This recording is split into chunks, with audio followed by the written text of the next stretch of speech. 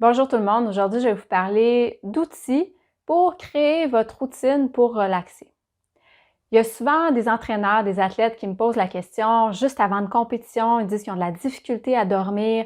La semaine avant la compétition, ils se sentent très stressés.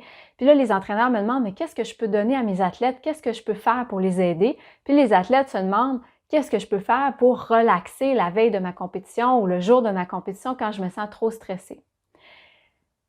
La réponse, c'est, il n'y a pas de pilule magique, il n'y a pas de technique magique pour y arriver. Ce qui est important, c'est comme dans tout dans l'entraînement, c'est de pratiquer. Donc, il faut s'entraîner. Il y a des étapes auxquelles on peut passer à travers. Donc, il faut commencer dans un environnement qui est moins stressant, dans un moment où est-ce qu'on est plus loin des compétitions. Puis, à ce moment-là, on ne ressent pas de stress, puis on peut pratiquer des techniques de relaxation. Puis, avec le temps, on devient capable de pratiquer les mêmes techniques et d'aller rechercher le même bien-être dans des moments qui sont un peu plus stressants, un peu plus importants. Puis quand on arrive en fin de saison, quand la compétition est vraiment importante, qu'il y a vraiment un enjeu très, très élevé, là, on devient capable de maîtriser notre stress, de réduire notre stress pour être capable de se sentir bien, de ressentir du bien-être puis de bien dormir la veille de la compétition. Donc, ça passe par la pratique. Puis qu'est-ce qu'on peut faire pour ça? La première étape, c'est la respiration. On en entend souvent parler, mais c'est vraiment la base. Je fais un cours, depuis quelques années, j'étudie l'Ayurveda. L'Ayurveda, c'est une médecine traditionnelle qui existe en Inde depuis plusieurs milliers d'années. Et en Ayurveda, ce qu'on dit, c'est que la respiration, c'est le pont entre l'esprit, le mental, les pensées, les émotions et le corps. Donc, la respiration, c'est ce qui nous permet de passer de un à l'autre. Et très souvent, quand on est stressé, on pense beaucoup ou on vit des émotions très fortes.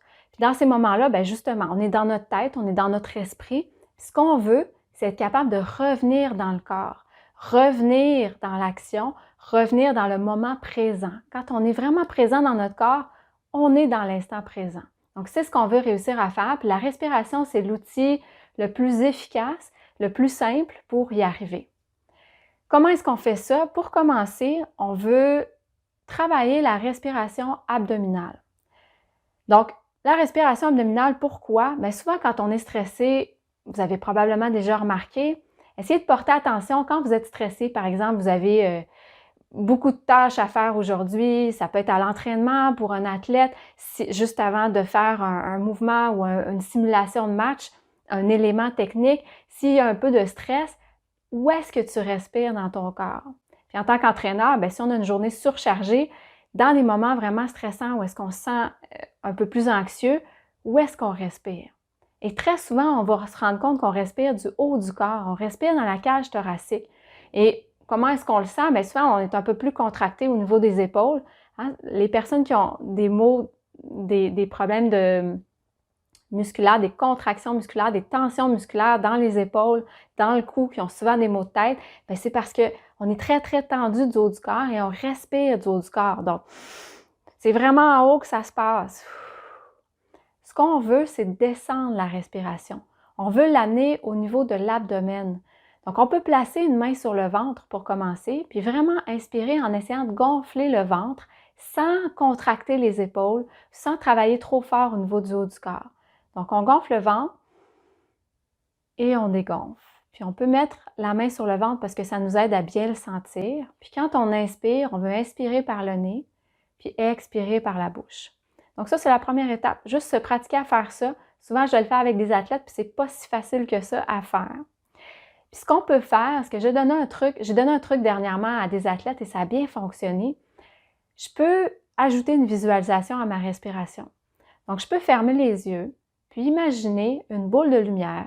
Donc, on peut simplement prendre une lampe qui est chez nous, une ampoule, on imagine l'ampoule, puis on l'amène au niveau de l'abdomen. Donc, j'imagine une boule de lumière vis-à-vis mon abdomen. Je peux le faire rentrer à l'intérieur de mon abdomen. Et la boule de lumière, on peut ajouter de la chaleur dedans. Donc, c'est une boule de lumière chaude. J'imagine au niveau de mon abdomen. Et quand j'inspire, la boule de lumière grandit, elle gonfle. Puis quand j'expire, la boule de lumière dégonfle.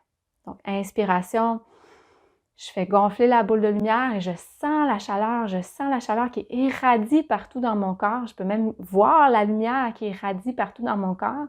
Et quand j'expire, la boule de lumière dégonfle. Donc, on peut pratiquer ça quelques fois et très souvent, après 5-6 respirations, déjà, on sent déjà plus de chaleur dans le corps parce que souvent, quand on est stressé, on a les mains froides, on a les pieds froids. Donc, le premier indice que ça fonctionne, c'est si vous commencez à ressentir la chaleur qui se propage dans votre corps puis qui vient atteindre les extrémités, les doigts, les orteils. Déjà, on peut sentir une différence. Ça veut dire que ça fonctionne bien, puis on commence à sentir du calme, du bien-être, de la relaxation. Un autre exercice qu'on peut faire, c'est l'exercice de la cohérence cardiaque.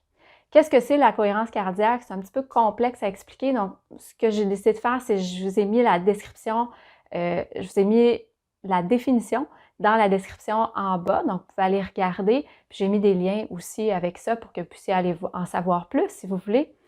Donc, une technique, un exercice de cohérence cardiaque, c'est très, très simple. C'est 6 respirations par minute pendant 5 minutes. 6 respirations par minute, c'est 5 secondes à l'inspiration, puis 5 secondes à l'expiration.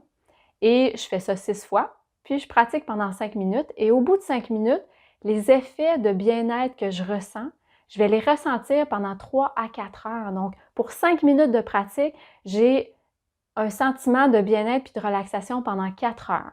Donc, ce qui est préconisé, c'est de le pratiquer 3 fois par jour. Je peux faire ça le matin en me levant.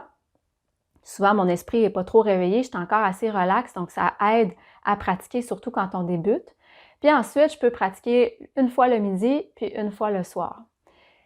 Puis ce que je peux faire pour m'aider à pratiquer, c'est, il y a des vidéos sur YouTube. Donc, je vous ai mis des liens dans la description encore. Il y a des vidéos sur YouTube où est-ce que il y a des images, par exemple, si on est plus visuel, ça peut être aidant. Par exemple, on va avoir une boule qui va monter sur l'image à l'inspiration, puis qui va redescendre à l'expiration. Donc, je peux suivre la boule qui monte puis qui descend. Je peux écouter la musique qui vient avec aussi.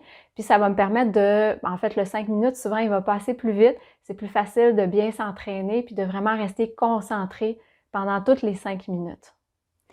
Et pour terminer, ce que je peux faire aussi, c'est, ce qui est très important, c'est d'avoir ma routine le soir. Donc, je veux pratiquer ma respiration le soir avant de me coucher. Ça va m'aider à bien dormir. Je peux prendre une musique qui est relaxante aussi. Ce qui est important, c'est au moins 2 heures avant d'aller me coucher, c'est de ne pas avoir aucun écran, donc pas d'ordinateur, de cellulaire, de télévision. C'est pas facile, mais c'est quelque chose, les ondes produites par les cellulaires, les ordinateurs, tout ça, c'est quelque chose qui vient affecter mon système nerveux. Donc, c'est important le plus possible de cesser les activités quelques heures avant d'aller se coucher, de tamiser les lumières puis de faire un exercice de relaxation, de respiration. Ça peut être le 5 minutes de respiration. Puis plus on se pratique, plus on est capable d'atteindre l'état de bien-être rapidement dans la pratique. Donc, si déjà après 2-3 respirations, je ressens mon bien-être, je suis capable de me connecter à me détendre en fait, quand je suis capable de faire ça très rapidement, mon 5 minutes va être encore plus bénéfique parce que là, je vais être dans un état de bien-être pendant plus longtemps pendant ma pratique. Donc voilà, c'était mes conseils du jour pour t'aider à créer ta routine pour apprendre à relaxer. L'important, c'est la pratique, donc il faut pratiquer. Si mes conseils te sont utiles, tu peux aimer la vidéo, tu peux partager, abonne-toi à la chaîne, tu peux cliquer sur la petite cloche de notification pour recevoir les vidéos dès que je les mets en ligne parce que je vais en mettre une par jour pendant les 2 prochaines semaines. Et sur ce, je te souhaite un bon entraînement de relaxation et à bientôt.